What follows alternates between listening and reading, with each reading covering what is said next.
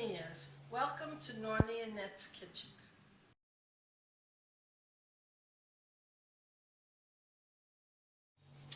In many American Italian households, they serve a sweet cookie called an Anginette, which is totally ironic because my husband's name is Ange, short for Angel, and mine is Annette, short for Annette, and together we make an Anginette or a sweet Italian cookie.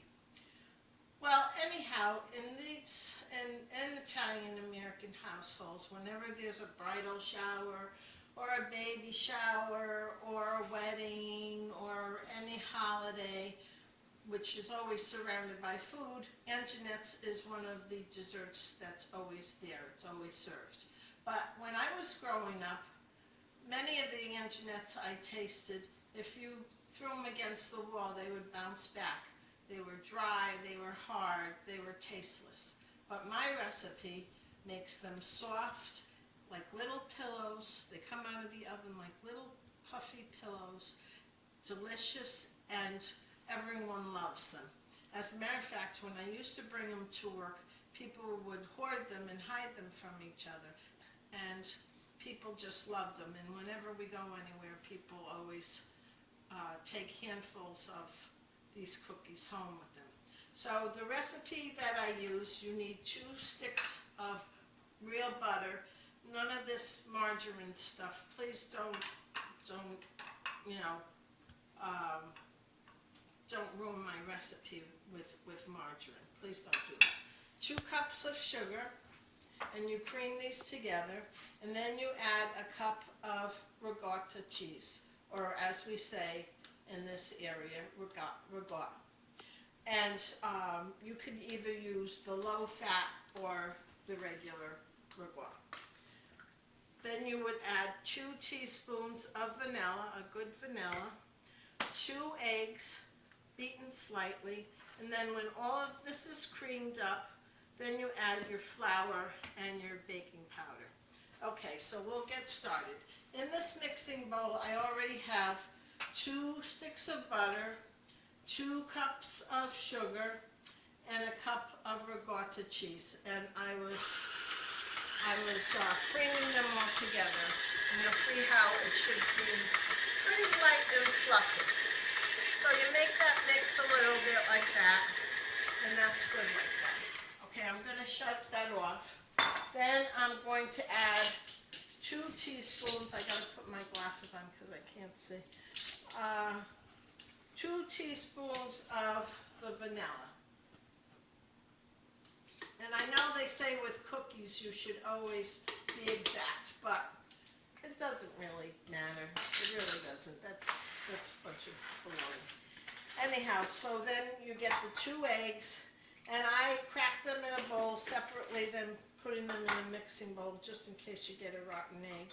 So then you slightly beat up the egg like so, and you add that to the butter and sugar mixture, and you let that go for a few minutes, and that's good, just like that. Okay, that is very good. Then to this, I add 2 tablespoons of baking powder. And I use the regular butter, the salted butter. Many cooks will say use unsalted butter, but I don't add salt to my cookies, so I think there's enough salt in that butter. You don't have to go and shop for butter without salt in it. So then to that, after that's pretty well mixed in, you're going to add 4 cups of flour, and turn your beater on slower so there's not flour all over your kitchen. So you measure about 4 cups of flour. This is 1, and add them like a cup at a time. And you put it on low again because, like I said, you don't want flour all over the kitchen, all over the place. Whenever I do my cooking, I try to make it as simple as possible. I can't understand why some people say, I don't cook, I don't bake. That's a bunch of baloney. Cooking and baking is about the easiest thing you could possibly do It's better than going to a restaurant. And my family owned a restaurant, but the food was good there. Most of the restaurants I've been to lately have been all crap. Let me tell you, they've just been crappy, and they're expensive, and the food is not tasty. It's just loaded with salt and fried and everything that's not good for you. See, if you add the flour too fast, the flour will come popping out sometimes. But anyhow, I try to cook with as little mess as I can, because what I say to people who always say I can't cook, it's not that I can't cook, I don't like to cook, it's I don't want to mess up my kitchen, because it's too much work to put on a pan of sauce. It's too much work to open a can and make a cup of soup for your kids. I don't understand how they have families and they don't cook. I just don't understand it.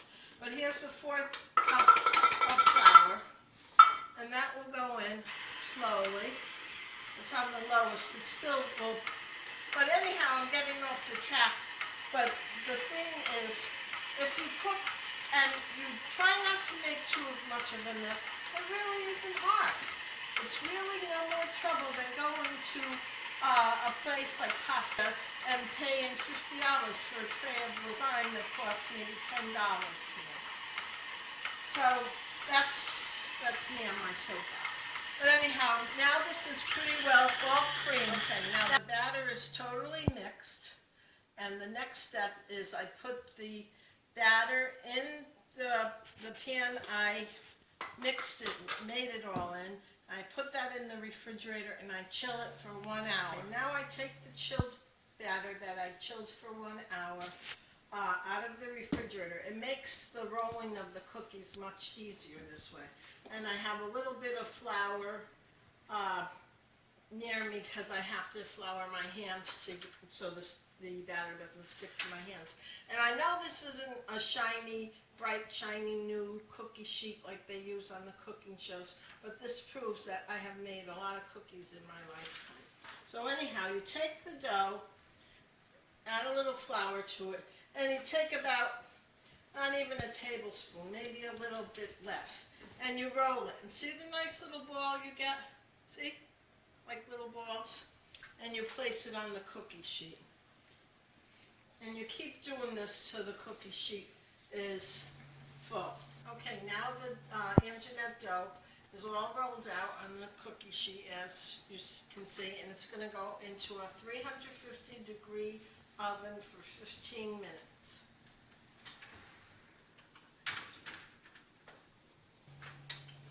Okay, now the batch of cookies is done. I almost burned myself.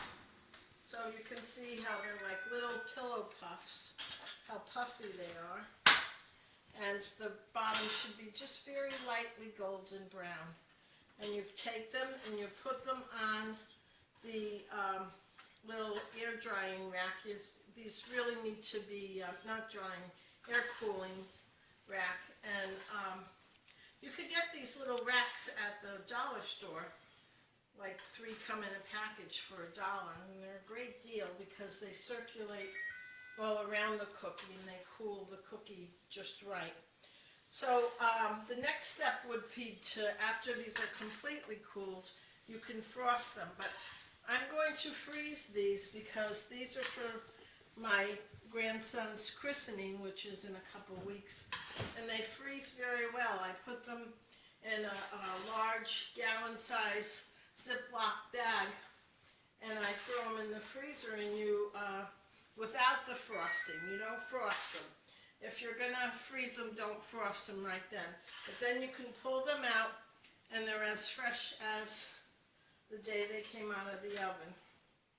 And I will show you how to frost the cookies. Okay, now I'm gonna show you how to frost the Anginetti cookies. Now I'm going to show you, I'm just going to make a little bit because I'm not going to frost a whole bunch of cookies right now. But you would use for a bag about this size, which is about 25, 30 cookies in here, I would say you would need about 2 cups of confectioner sugar.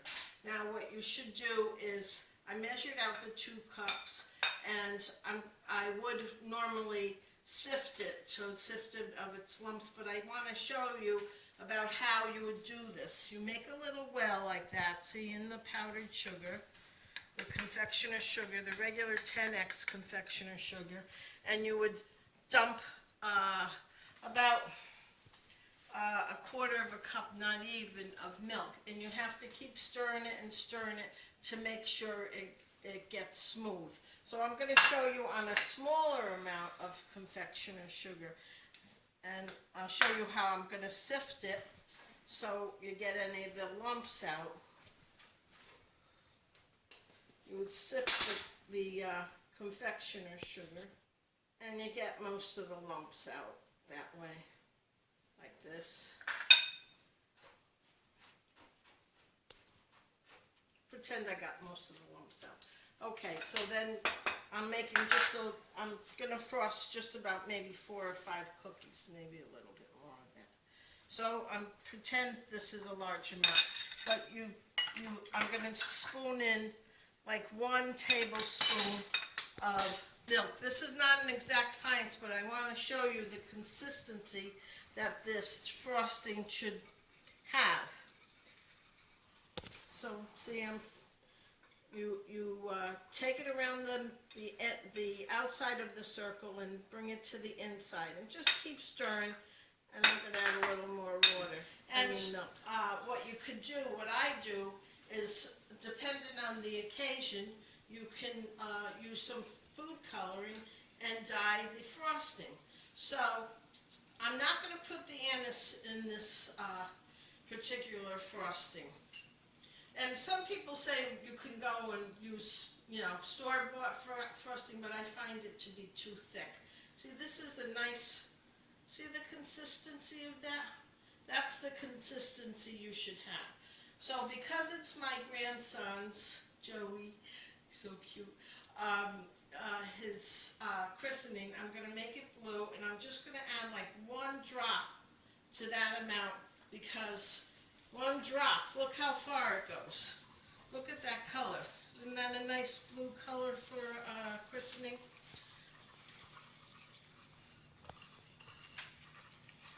Okay, so I'm going to get a spatula.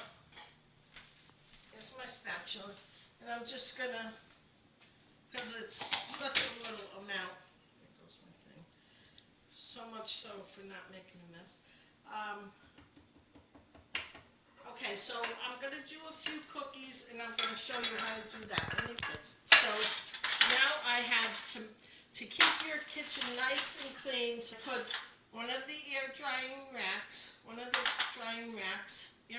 racks on my cookie sheet, and then I take my Anginette and I dip it into the food coloring, and then I put it on my little rack there. Do another one, just twirl it around, and see, it's a really nice consistency. You can even make it a little bit, I would make it a little bit thicker, only because I've had so much experience with this. A lot of it will, at this consistency, will drip off, but that's still okay. Okay, so now they are dried. Once they are thoroughly dried more than this, you can put them on the plate.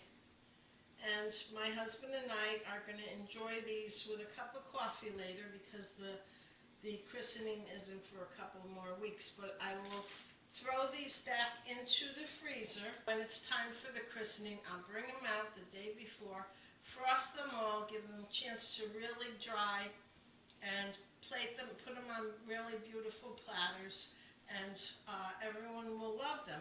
And no one will throw them, these Anginettes, against the wall, because they will not bounce back. They'll all be gobbled up by your guests. Bon appetit. Delicioso.